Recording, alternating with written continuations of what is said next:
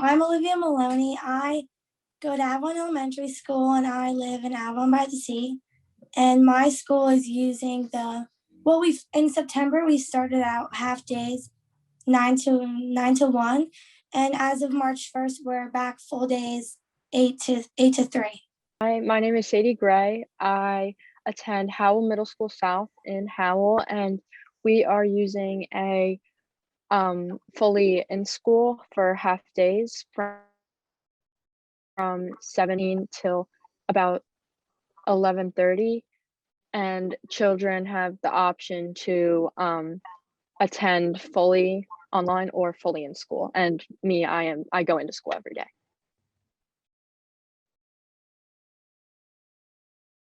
Shane? I attend Spring Lake Heights School and I live in Spring Lake Heights. My school does in-school instruction and at-home learning. So kids can choose between going into school every day for the full day, or they can choose from going at-home learning the full day every day. So there's kind of two options that kids can choose from. My name is Francesca LaPari, and I go to Memorial Middle School in Eatontown. And currently I do hybrid learning. So I go Monday and Tuesday, and then I go every other Wednesday. And then Thursday and Friday I do online.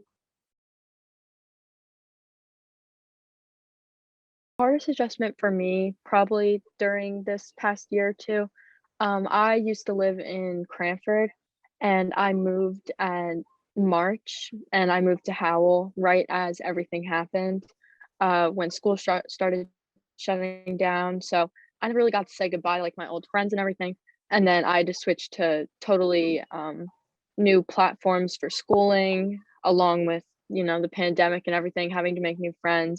And I mean, it's still challenging now, but it's been a little bit easier now that I've had time to like adjust. But I would say that was the hardest part for me. The hardest adjustment was transitioning from being in school every day, which consisted of socializing and having face-to-face interaction with my teachers, to having to stay home and learn. It was personally for me, it was way easier learning in school due to the fact that all my classes were not through a Chromebook screen. It was hard to adapt to this change because all my questions that I had were answered through an email compared to asking my teachers just in person.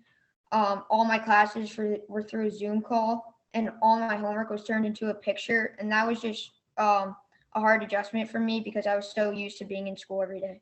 Biggest adjustments for me was when I was in school pre-COVID. We used to do all our work on the computer, paper and pencil. And now because of COVID, we do all our work on computer.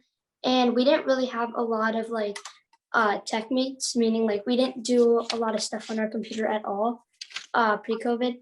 So now it was really hard to adjust and figure out all the buttons on the computer and figure out what to do and how to work the computer. The hardest adjustment for me was definitely transitioning from full day to virtual because, my school, we used computers a lot, but it was nothing like doing all of our assignments on the computer, having to join Google Meets at certain times. And we also used paper and pencil a lot because it helped us memorize things. And it was really hard because a lot of us also needed extra help in math and reading, and the math was especially tough because we weren't really learning anything. And now that we're in the 8th grade in full day, it's even harder because we're learning geometry and we have no idea what we're doing. So that was definitely the hardest adjustment for me. Positive experience for me was an increase in responsibility and independence. I had to be more responsible because all my work had to be completed in a timely manner, and I had to make sure I was at every class.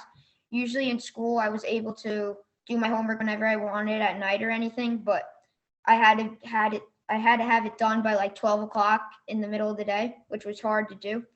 While I was at school, I could go through the day without worrying about being late or forgetting to hand in my work. Having to be on every Zoom and worrying about being late or forgetting to hand in my work was very hard. Being alone in my room every day and having to learn all the concepts on my own was especially hard because I'd go from school and my teachers were there to help me and everything. But once I got home, I had to learn everything on my own. So that taught me how to be really independent.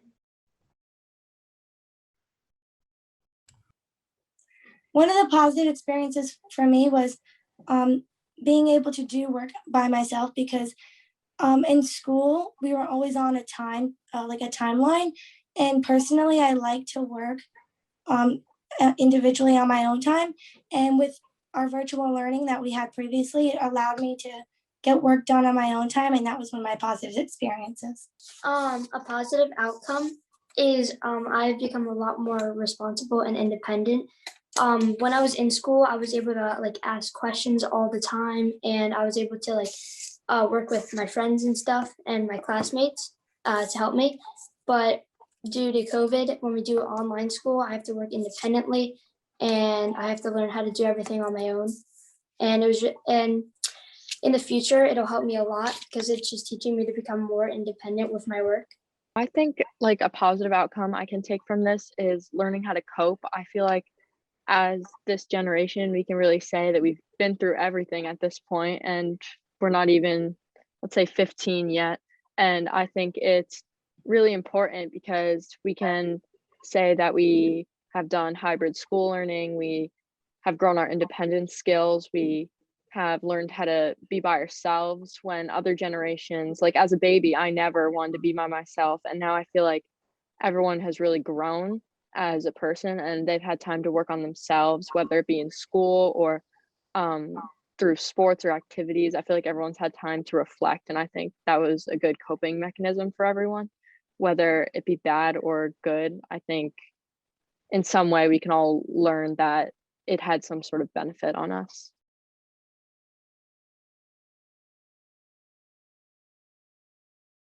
Some of my classmates and friends might think of it as harder because I usually help all of them in school and I work with them and I help them get their work done. But at home, I can't really call them while I'm on the computer because we're on different classes now and we have different scheduling and stuff. So it's really, really hard for them probably to do their work and get it done on time. My classmates are handling, well, back during when COVID first started, it was very tough on all of us. But now I think that my classmates are handling it. They're handling it very well because we're all trying to stay positive. So in class, we'll just crack jokes. We'll just talk with our teachers and sidetrack from learning for 5 minutes a day. And I think we're all trying to stay positive and we're handling it well. I have two perspectives because I have my old friends from my old town and my friends here from my new town. And I think that it's, now that I actually think about it, it's very different perspectives because every school, like as we see even now, has a different experience. And I think that certain people handle it very well and some people don't because you have introverts, extroverts, and everyone handles things very differently, including myself, everyone. And I just think it's hard to find the right mix between what people are comfortable with and not comfortable with. So from my perspective, I think it's pretty interesting to see like different points of view from everyone. I think my classmates are handling this fairly decently because over this past year, everyone's had a lot of time to adjust to everything. So it may have been tough for them in the beginning, like it was for everyone. But since we've been dealing with this for a very long time, I think they're good because over this long year, there's been so much to work on and everyone's been able to adjust. And even in the beginning, we would all text each other and FaceTime and everything. So we were able to work on everything together and get through it. But now everyone's good with everything.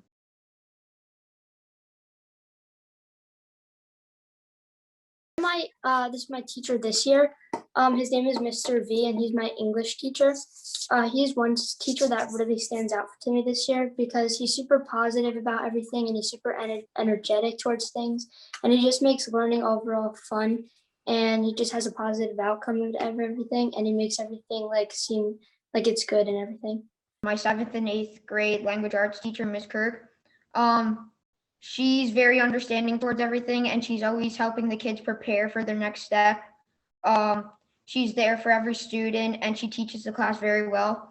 Miss Kirk is very kind, and she's always checking the state standards to make sure that kids are learning what they need to, which will help them transition into high school. And Miss Kirk is always willing to help every kid reach their maximum potential, and she's just very nice and just a great teacher. This year, not only academically, but I feel my art teacher, she has really helped not only me, but like all the students in my school, because she's been an outlet for kids when we really need to escape from everything. She's really shown that you have the potential to learn and grow, because art teachers and gym teachers, they can't work with the same material that they had with that physical contact and being in class. So I think it was really great to see that my art teacher at my own school was able to use the resources that she had, and it was a great example for people to really see what their full potential was. My 6th, 7th, and 8th grade English language arts teacher, Mrs. Silvestri, has really stuck out to me because she is really understanding with the workload, and if it's too much, she'll only assign a little half of it for us for that day. And she's super positive and always uplifts my class when we're down in the dumps. And she's super energetic, and she's always like, "All right, class, we're gonna read a book, 10 minutes of reading time." And she's just really positive, kind, and energetic and understanding. And I really appreciate that.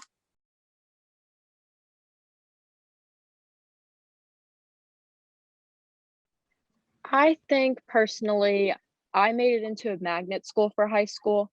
So I think that I would really want my teachers to know how hard I've worked to get here and how much I appreciate everything that they're doing, and that especially through these hard times, everyone's going through their own things, and it might be harder for other people and easier for others.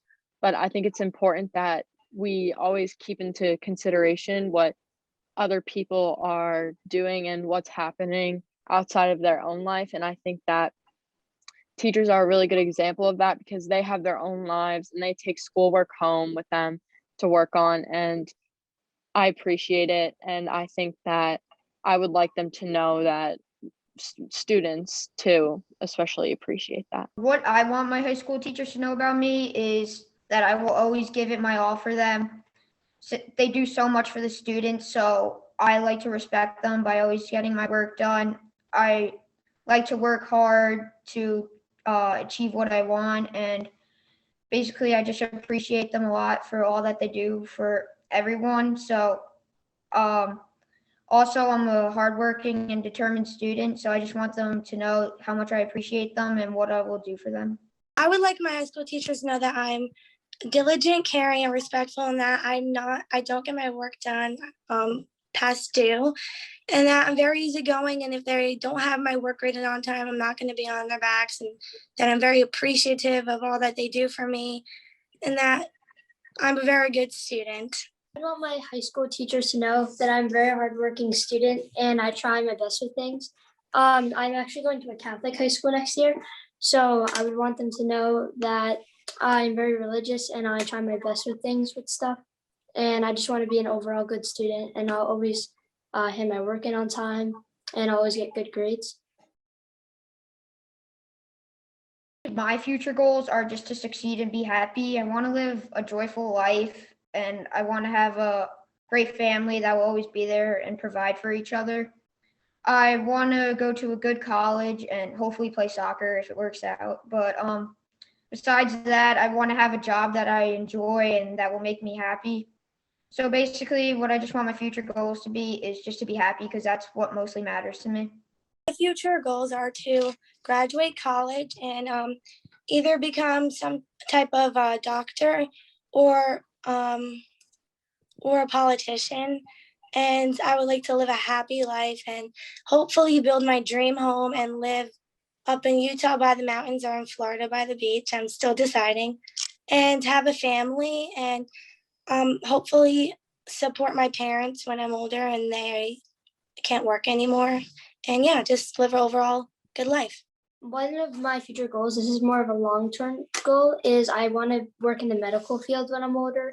So I originally wanted to be a pediatrician, but now I'm debating if I want to be something else in the medical field. But another goal is I want to be successful and live a happy life and have a big family. And that's about it. As I mentioned earlier, I got into a magnet high school. It's actually an ROTC program, and that's basically the Navy.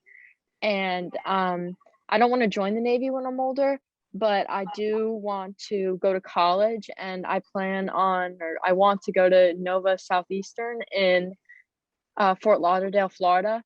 And because I love the beach and I want to become a marine biologist. And I know that's pretty generic, but I'm just sticking with that because I know I want to do something in that field, whether it's oceanography or something like that.